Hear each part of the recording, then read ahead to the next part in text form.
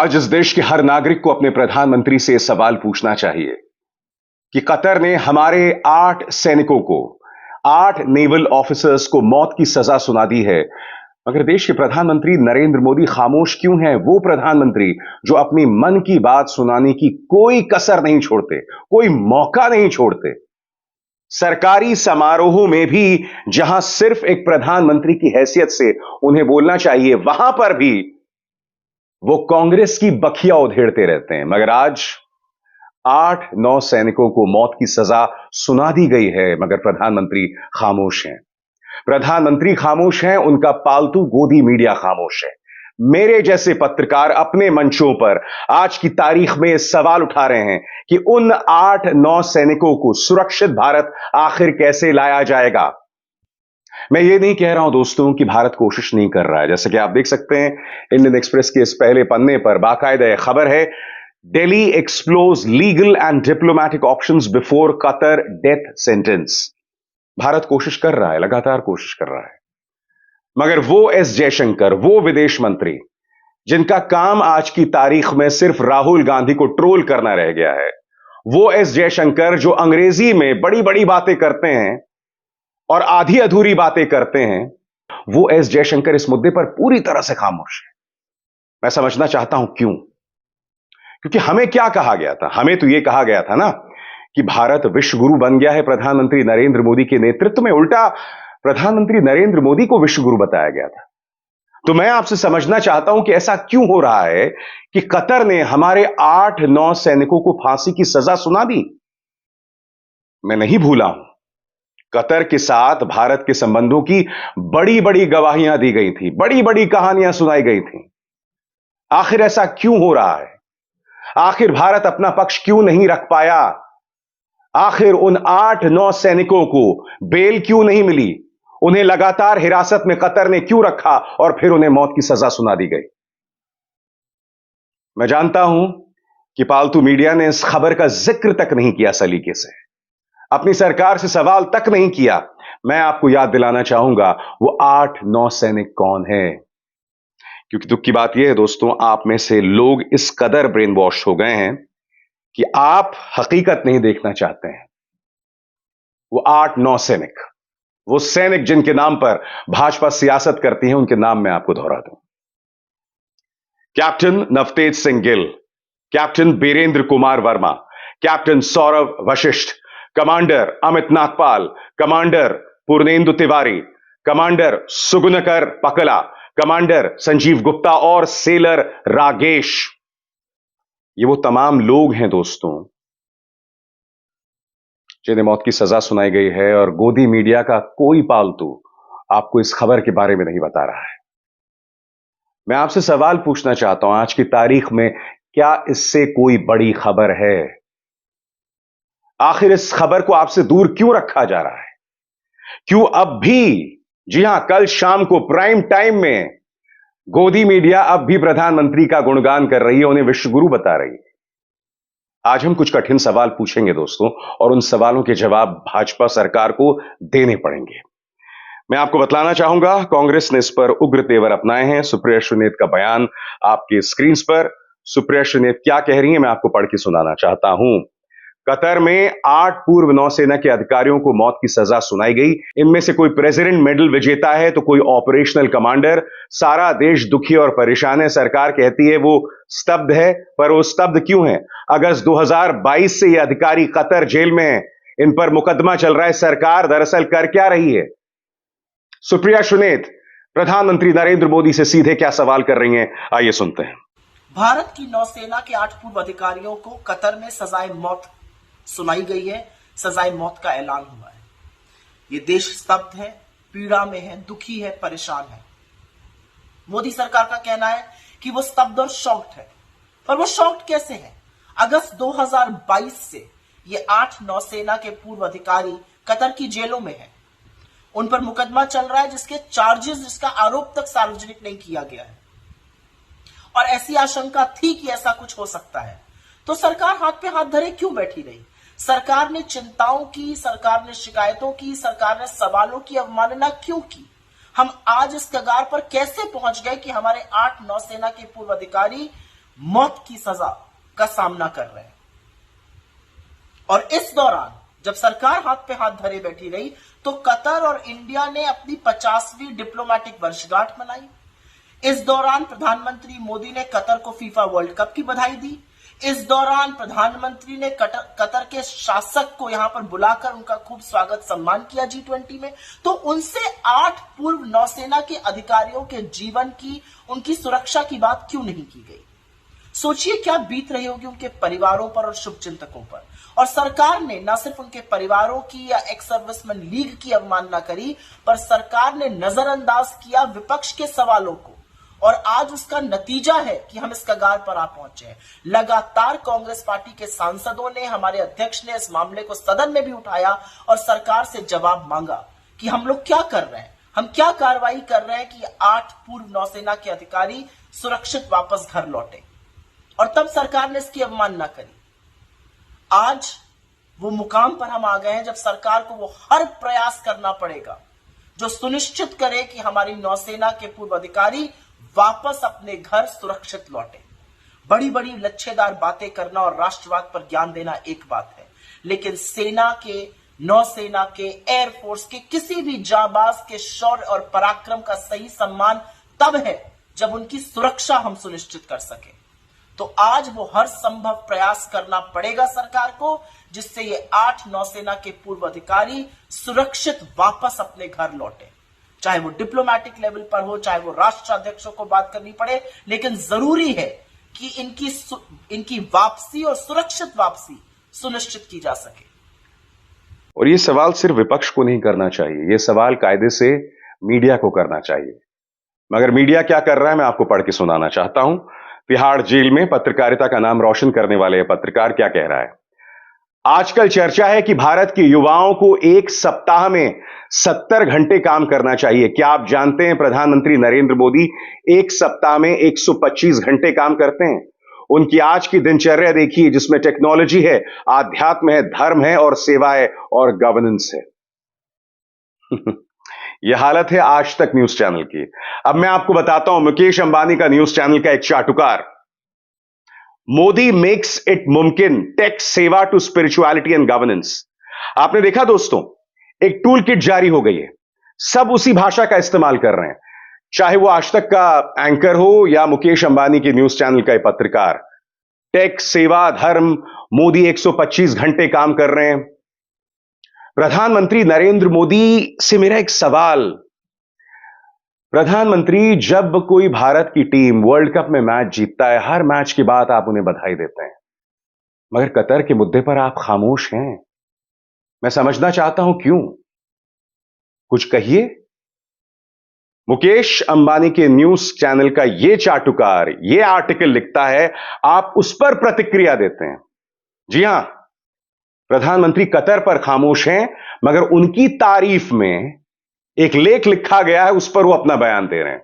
क्या बयान आपके स्क्रीन पर। This is an interesting piece, Aman Sharma. Even I didn't realise this until I read it. Yes, it has been a very satisfying day attending diverse programs on tech, seva, spirituality and governance and connecting with my fellow Indians. इसका हिंदी में अनुवाद किया जाए तो प्रधानमंत्री कह रहे हैं, अरे अमन, मुझे तो पता ही नहीं चला कि मैं कितनी महान बातें करता हूं। मैं एक दिन में न जाने कितने घंटे काम करता हूं, एक हफ्ते में 125 घंटे काम करता हूं, मुझे तो पता ही नहीं चला। अमन, मैं आपसे एक सवाल पूछना चाहता हूं। आपको याद है दोस्तों, हर चुनावी सभा में भारतीय जनता पार्टी के नेता यह कहा करते थे, बार बार कहा करते थे कि प्रधानमंत्री ने एक कॉल किया था और यूक्रेन रूस का युद्ध रुक गया था। यह दावा अमित शाह ने किया, यह दावा जेपी नड्डा ने किया, जबकि यह दावा पूरी तरह से झूठा था। विदेश मंत्रालय ने स्पष्ट कर दिया था कि ऐसा कुछ नहीं हुआ है। अगर प्रधानमंत्री के एक फोन कॉल से युद्ध रुक सकता तो हम हमेशा के लिए युद्ध रोक देते। यह बात विदेश मंत्रालय ने कही थी, मगर बावजूद इसके जेपी नड्डा हो, देश के गृह मंत्री अमित शाह हो, आपसे झूठ बोलते रहते हैं। तो फिर मेरा सवाल जेपी नड्डा से और देश के गृह मंत्री अमित शाह से, अगर उनके एक फोन कॉल से यूक्रेन रूस युद्ध रुक सकता है, तो क्या उनके एक फोन कॉल से कतर में कैद हमारे 8 नौसैनिक रिहा नहीं हो सकते? उन 8 को फांसी की सजा सुनाई गई है। मैं समझना चाहता हूं, क्योंकि ये बड़े बड़े दावे किए जाते हैं ना प्रधानमंत्री नरेंद्र मोदी के चमत्कारी क्वालिटीज के बारे में। जाहिर सी बात है, यह सवाल होना चाहिए। आज की तारीख में देश के विदेश मंत्री एस जयशंकर, जो एक ग्लोरिफाइड ट्रोल है, वो कटघरे में यह दावा कि प्रधानमंत्री नरेंद्र मोदी विश्व गुरु हैं, यह बात कटघरे में है क्योंकि कतर में जो चल रहा है वो अपने आप में बहुत कुछ कहता है कि आखिर हम यहां तक क्यों पहुंचे। मुझे अब भी उम्मीद है दोस्तों कि वो 8-9 सैनिक फांसी से बचा लिए जाएंगे। मैं एक आशावादी हूं। मुझे इसलिए भी उम्मीद है कि मेरे जैसे चंद्र इक्का दुक्का पत्रकार उस मुद्दे पर कार्यक्रम कर रहे हैं, और आप भी जानते हैं वो पत्रकार कौन है मेरे अलावा। और हमारा ये दबाव, हमारी ये मुहिम, मैं उम्मीद कर रहा हूं रंग लाएगी। मगर जिम्मेदारी इस सरकार की है। मैं देख रहा था दोस्तों, जी न्यूज ये कह रहा है कि ये सब हुआ है पाकिस्तान की वजह से। तो मैं समझना चाहता हूं कि कतर के साथ दोस्ती की तो बड़ी बड़ी बातें की जा रही थी ना। फीफा वर्ल्ड कप हुआ कतर में, प्रधानमंत्री ने बधाई दी। कतर के साथ मेरा बहुत पुराना रिश्ता है, इस तरह की बातें की जा रही थी। तो फिर पाकिस्तान वहां ताकतवर कैसे हो गया, मैं समझना चाहता हूं। अगर पाकिस्तान की वजह से हमारे 8-9 सैनिकों को फांसी दी जा रही है, तो ये तो भारत की विदेश नीति की हार है ना, कि कतर जैसे देश में पाकिस्तान मजबूत हो रहा है। और अगर हो रहा है पाकिस्तान वहां मजबूत, तो क्यों हो रहा है? क्या इसमें हमारे अपने नेताओं का योगदान तो नहीं है? कहीं इसमें गोदी मीडिया का योगदान तो नहीं है, जो आए दिन रोज जहर उगलता रहता है? क्या मुझे आपको बतलाने की जरूरत है कि गोदी मीडिया में किस तरह के जहरीले कार्यक्रम चलाए जाते हैं मुसलमानों के खिलाफ? क्या मुझे आपको बतलाने की जरूरत है कि नुपुर शर्मा ने भारत के लिए, भारतीय जनता पार्टी के लिए अंतर्राष्ट्रीय तौर पर हजरत मोहम्मद साहब के बारे में आपत्तिजनक बात कह के किस तरह से शर्मिंदगी बरपाई थी पूरे देश पर? और आज भी कई लोग नुपुर शर्मा को डिफेंड करते हैं। भाजपा को शर्मिंदगी की वजह से नुपुर शर्मा को बाहर का रास्ता दिखलाना पड़ा था। और बात नुपुर शर्मा तक रुके तो बात समझ आती है।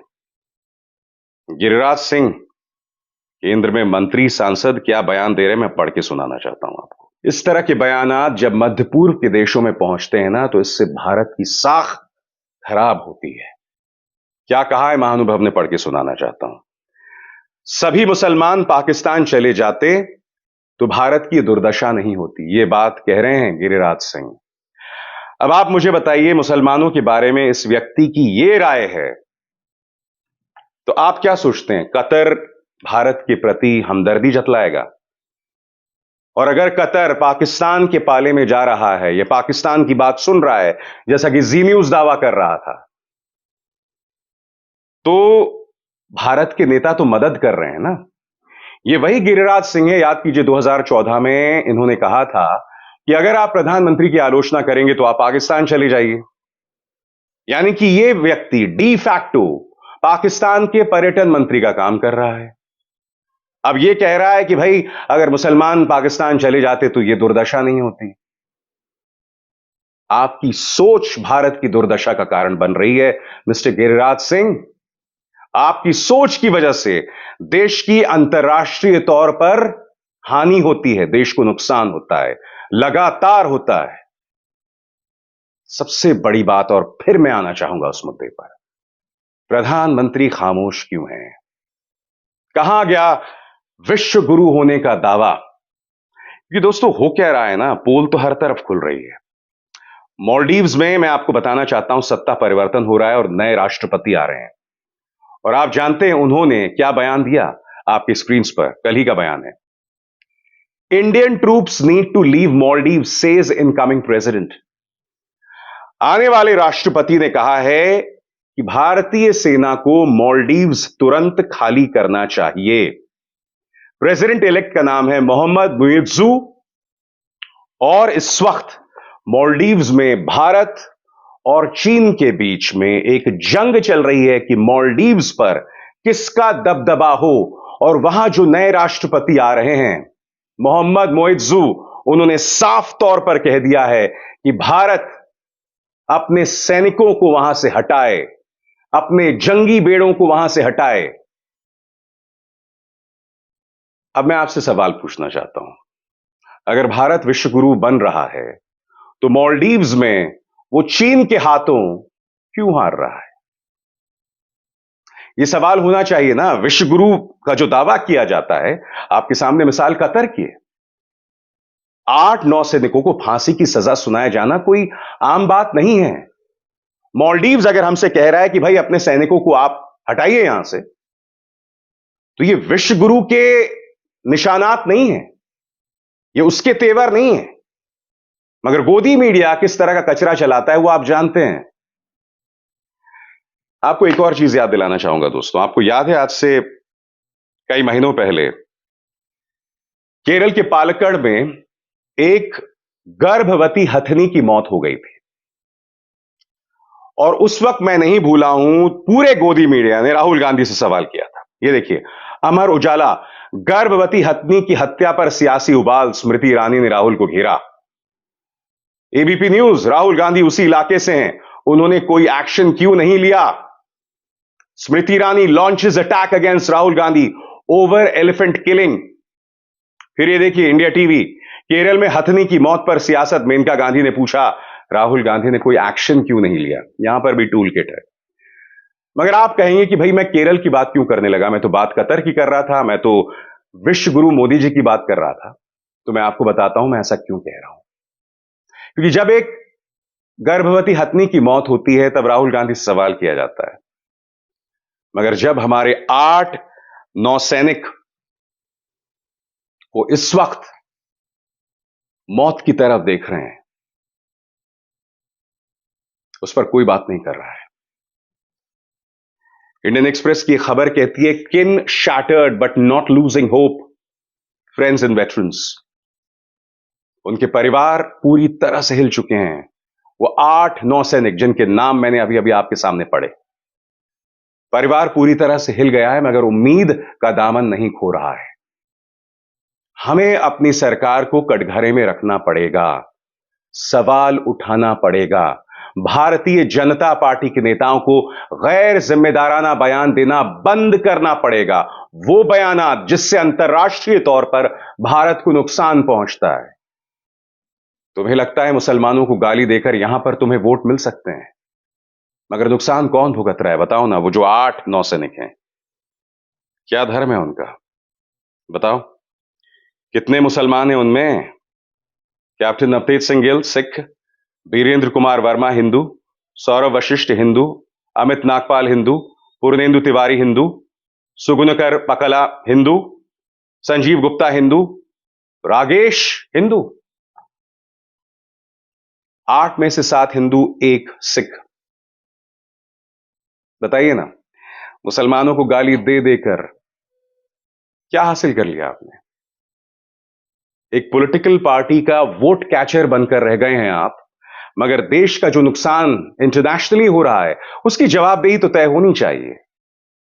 होनी चाहिए कि नहीं होनी चाहिए? आवाज उठनी चाहिए कि नहीं उठनी चाहिए उन 8-9 सैनिकों के लिए कि उन्हें घर वापस लाइए, सवाल उठाइए। विश्व गुरु का डंका मत पीटिए, क्योंकि वो नारा खोखला है। G20 का अध्यक्ष अगर भारत बन गया तो विश्व गुरु नहीं बना है। इससे पहले एक अन्य देश था और अब दूसरा देश विश्व गुरु बनने वाला है, यानी कि G20 का अध्यक्ष बनने वाला है। तो कोई बहुत बड़ी बात नहीं है। मुद्दे पर आइए, और मुद्दा कतर है, उससे बचिए मत। बताइए, क्या इस देश का नागरिक होने के नाते आप ये मुद्दा उठाएंगे या नहीं उठाएंगे? उम्मीद कम है मुझे, मगर मैं उम्मीद करता हूं कि कम से कम उन सैनिकों के लिए जिनके नाम पर आप और हम ढोल नगाड़ा पीटते हैं, कम से कम उनकी बात हम करेंगे।